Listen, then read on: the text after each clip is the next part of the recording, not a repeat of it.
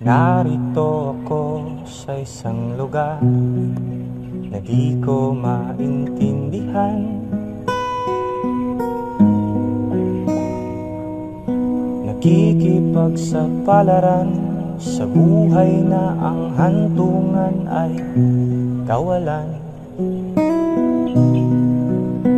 Denumero ang galaw ng tao, bawat gawin ay may presyo.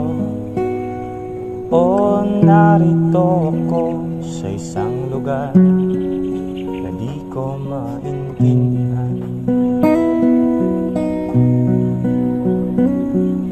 Daing ng tao'y di pinapansin, nililipad ng hangin.